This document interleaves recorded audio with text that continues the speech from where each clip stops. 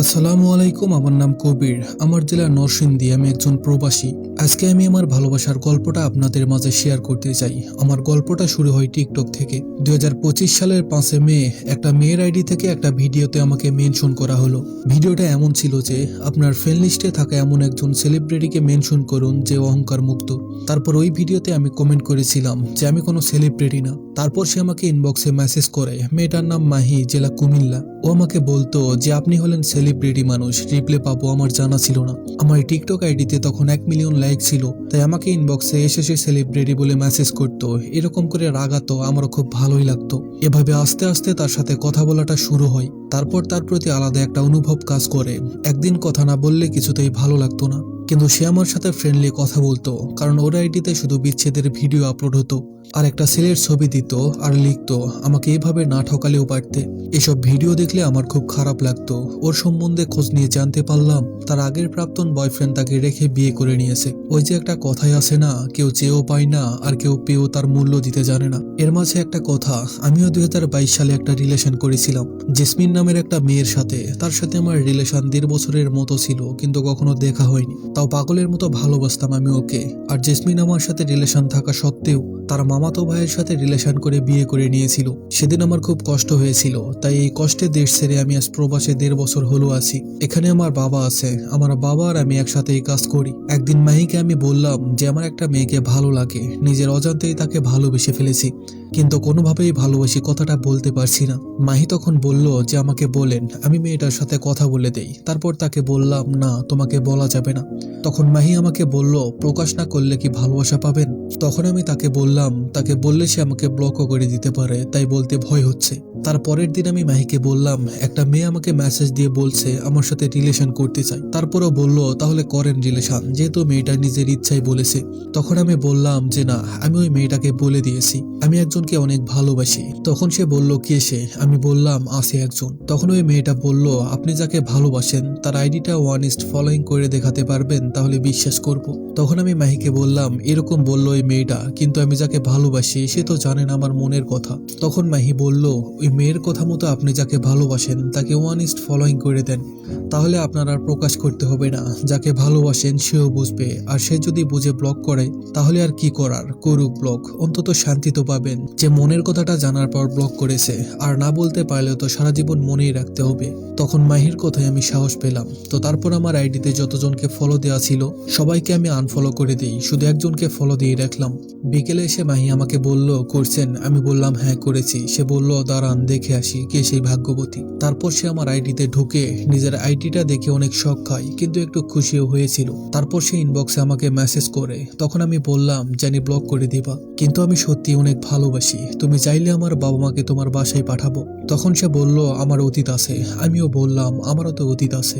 সে বলল আচ্ছা দেখি। তখন থেকে আমরা গার্লফ্রেন্ড বয়ফ্রেন্ডের মতো কথা বলতাম। ও আমাকে তেমন একটা ভালোবাসতো না, হয়তোবা তার কারণ ছিল ওকে কেউ ঠকিয়েছে। আমিও তো কাউকে পাগলের মতো ভালোবেসে হারিয়েছি। আমি ওকে অনেক ভালোবাসতাম আর ভাবতাম সে হয়তো একসময় আমাকে অনেক ভালোবাসবে। ও বেশিরভাগ সময় মন মারা হয়ে থাকতো, তার প্রাক্তনের কথা মনে পড়লে কান্না করতো। আমি তাকে দূরে থেকে যতটুকু পারতাম হাসি খুশি রাখার চেষ্টা করতাম। এভাবেই চলে গেছে 1 মাস, কিন্তু ও আমায় একদিন বলল যে আমাদের সম্পর্কটা আর রাখতে চায় না। আমি তাকে অনেক বুঝালাম যে আমি তোমাকে ছাড়া থাকতে পারবো না, অল্প দিনেই আমি তোমাকে অনেক ভালোবেসে ফেলেছি। সে আমার কোনো কথায় মানতে রাজি না। একটা পর্যায়ে সে আমার কোনো মেসেজের রিপ্লাই দেয় না, অনলাইনে থাকলেও সে আমার মেসেজের কোনো উত্তর দিত না। এইদিকে আমি তার সাথে কথা বলতে না পারায় পাগলামি শুরু করে দিলাম, খাওয়া দাওয়া বন্ধ করে দিলাম, নিজেকে অনেক আঘাত করলাম। এভাবেই কয়েকদিন কেটে যাওয়ার পর সে নিজেই কল দিয়ে সব ঠিক করে নেয়। আমাদের সম্পর্কের কথাটা আমার ফ্যামিলির সবাই জানতো। ও আমার মায়ের সাথে সব সময় কথা বলতো। বলতে গেলে নিজের মাকে যেভাবে একটা মেয়ে সবসময় আগলে রাখতো, ও দূরে থেকেই আমার মায়ের খেয়াল রাখতো। কিন্তু কিছুদিন যেতেই আমাদের আবারও ঝগড়া হয়। ঝগড়াটার কারণ হচ্ছে বিকেলবেলা আমি ওর সাথে কথা বলছিলাম। কথা বলার মাঝে ওকে একজন কল দেয়। ও কথা বলার পর যখন জিজ্ঞেস করি কে কল দিয়েছে, ও আমাকে বলে তোমার জানতে হবে না। তারপর আর কিছু বললাম না, এই জন্য আমি একটু রেগেছিলাম, তাই আমি ফোনের ডাটাটা অফ করে রেখে দেই। রাতে আর কল দেইনি, ফোনটা অন রেখেই ঘুমিয়ে যাই। তার সাথে রাতে কথা না বলে কখনো ঘুমাইনি।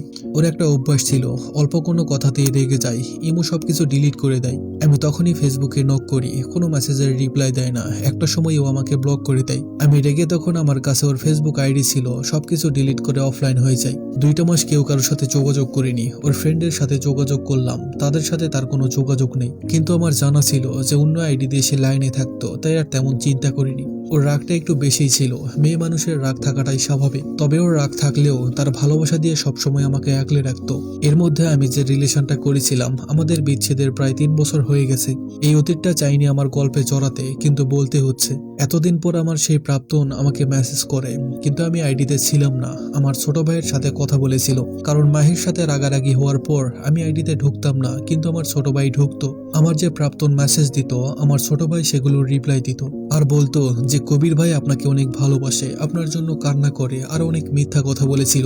তখন আমার প্রাক্তন বলে, তাহলে এই মাহি মেয়েটাকে যে এত পোস্ট করে ওর ছবি দিয়ে। তখন আমার ছোট ভাই রাব্বি আমার প্রাক্তনকে বলেছিল মাহি নাকি ওর গার্লফ্রেন্ড। তাদের মধ্যে অনেক কথা হয়েছিল। তারপর একদিন মাহি আমার আইডিতে হঠাৎ করে ঢুকে দেখে এসব মেসেজ। সে মনে করেছিল আমি করেছি।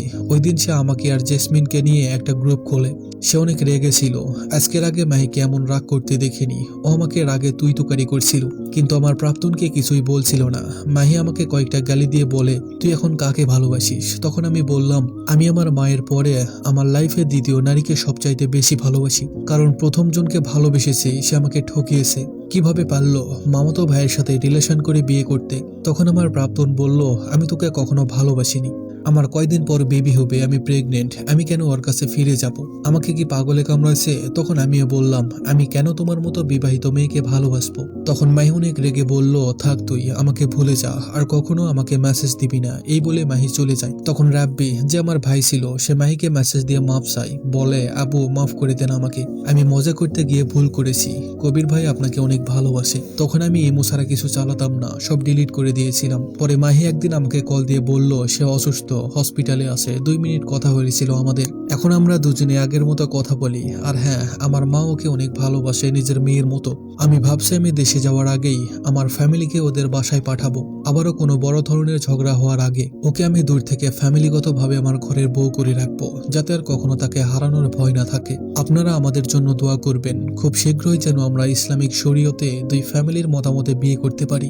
এত কিছুর পরেও আমরা যেন পূর্ণতার হাসি হাসতে পারি। আমি আমার বাবা মায়ের একমাত্র ছেলে, সবাই আমাকে ভালোবাসে। আমার মা অনেক পছন্দ করে মাহিকে। সবাই আমাদের জন্য দোয়া করবেন, আমরা যেন সুখে দুঃখে সারা জীবন একসাথে পাশে থাকতে পারি।